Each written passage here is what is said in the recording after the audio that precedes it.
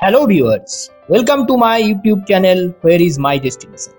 दोस्तों, आज हमारा डेस्टिनेशन है एक प्रख्यात इंडियन स्पेस रिसर्च ऑर्गेनाइजेशन के साइंटिस्ट नाम्बी नारायणन।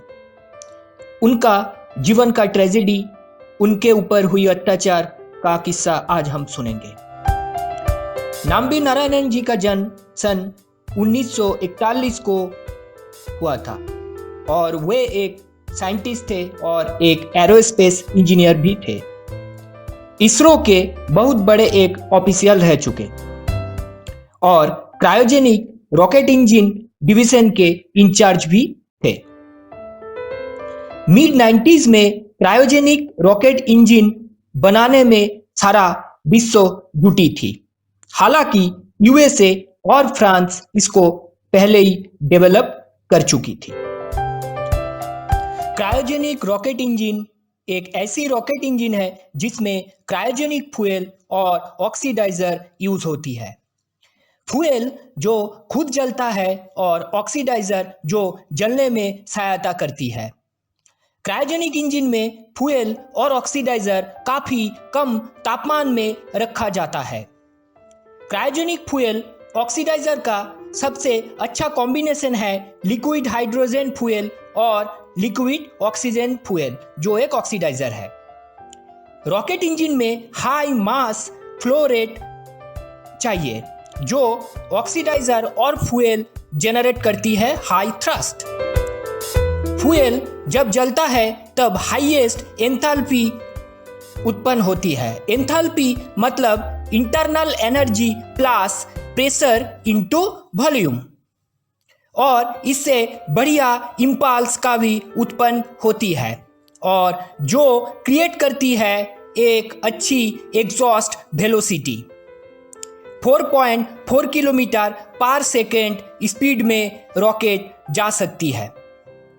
एटमॉस्फेयर में जहां पर वैक्यूम एरिया है, जहां पर प्रेशर एकदम नहीं होता है, उस एरिया से रॉकेट को जाने में अच्छी मदद मिलती है और इससे रॉकेट आसानी से स्पेस में भी दाखिल हो सकती है। मिड 90s में रॉकेट टेक्नोलॉजी को लेकर विश्व भर में काफी रिसर्च हो रही थी। भारत भी इस दौर में शामिल हुआ, पर पहले इंडियन स्पेस रिसर्च ऑर्गेनाइजेशन का प्लान था अमेरिका और फ्रांस से रॉकेट को लेकर अपनी स्टेशन से सैटेलाइट भेजने का। पर बाद में नाटकीय रूप से प्लान चेंज हुआ और मिस्टर नाम्बी नारायणन के नेतृत्व में भारत अपने टेक्नोलॉजी में क्रायोजेनिक रॉकेट इंजन बनाने में जुट गया और इसमें अहम भूमिका रहती थी नाम्बी नारायणन जी के, और नारायणन जी भी इसमें कड़ी लगन से जुट गए। पर ऐसा एक साइंटिस्ट का लाइफ पूरी तरह से बदल गया 1994 नवंबर में। 30 नवंबर 1994 में क्रायोजेनिक इंजन प्रोजेक्ट का हेड नाम्बी नारायणन जी को रॉकेट इंजन का फॉर्मूला पाकिस्तान को बेचने के आरोप में अरेस्ट कर लिया गया और इसके बाद से इस साइंटिस्ट का जीवन पूरी तरह से बदल गया। उनकी अरेस्ट से महीना भर पहले केरला पुलिस ने यह दावा किया कि उन्होंने एक मालदीपी महिला मरियम रशीदा को वीजा के मामले में अरेस्ट किया था। उससे हफ्ते भर बाद और एक महिला फौजिया हसन नाम के उसको भी अरेस्ट किया और पुलिस ने इंडियन रॉकेट सीक्रेट पाकिस्तान को बेचने का षड्यंत्र का दावा भी किया। मालदीपी महिला हनी ट्रैप का जाल बिछाकर इंडियन स्पेस साइंटिस्ट से क्रायोजेनिक रॉकेट का फॉर्मूला चुराकर पाकिस्तान को बेच रहा था और पुलिस ने यह दावा किया। मिस्टर नारायणन इसमें से एक साइंटिस्ट थे जो इस हनी ट्रैप में आए और रॉकेट इंजन का फॉर्मूला दूसरे मुल्क को सप्लाई किया, ऐसा इल्जाम पुलिस ने लगाया। मिस्टर नारायणन के अरेस्ट के एक दिन बाद उनको कोर्ट में प्रोड्यूस किया गया। जज ने उन्हें कहा कि आप अपना क्राइम कबूल करते हैं। नारायणन जी को कुछ भी समझ नहीं आ रहा था, ये क्या हो रहा है। 11 डेज जुडिशियल कस्टडी में उनको भेजा गया। देश का इतना बड़ा रॉकेट साइंटिस्ट का जीवन पूरी तरह से बदल गया था और एक हीरो से एक देशद्रोह का तमगा उनका ऊपर लगा दिया गया था और आने वाले महीनों में उनका डिग्निटी, रेपुटेशन सब कुछ नष्ट हो चुकी थी। उनका ऊपर इंडियन ऑफिशियल सीक्रेट्स लॉ का चार्ज भी लगा दिया गया। जेल में इंटरोगेशन के नाम पर उन्हें पीटा जाता था। बिना कपड़ों में खड़ा रखकर घंटों तक उनसे सवाल पूछा जाता था। नारायणन ने पुलिस को बताया था कि रॉकेट सीक्रेट्स का पेपर लीक करना संभव नहीं है, ये कोई साजिश हो सकती है। और ये फैक्ट भी है कि इंडिया तब तक क्रायोजेनिक रॉकेट टेक्नोलॉजी को पूरी तरह से बना भी नहीं पाई थी। 50 दिन तक वो जेल में थे और जब उन्हें कोर्ट लाया जाता था तब जनता उन्हें गद्दार, ट्रेटर, स्पाई बुलाते थे। रॉकेट टेक्नोलॉजी पाकिस्तान को बेचने के आरोप में नाम्बी नारायणन के अलावा और कुछ लोग को भी हिरासत में लिया गया था। इसमें से एक थे शशि कुमारन, जो कि एक इसरो साइंटिस्ट भी थे।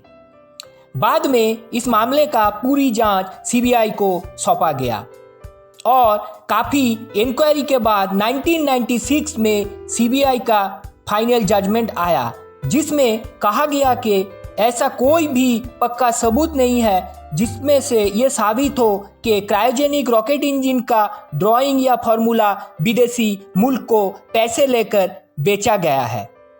इसरो भी निजी इंक्वायरी में भी कहा कि उनके लॉकर से ड्राइंग का कोई भी फॉर्मूला मिसिंग नहीं है। सन 1998 में सुप्रीम कोर्ट ने केरला गवर्नमेंट का अपील को ठुकरा दिया और बाद में 2001 में केरला गवर्नमेंट को नारायणन जी को मुआवजा के तौर पे पैसे देने की भी निर्देश दिए। पर कहानी यहाँ खत्म नहीं होती है।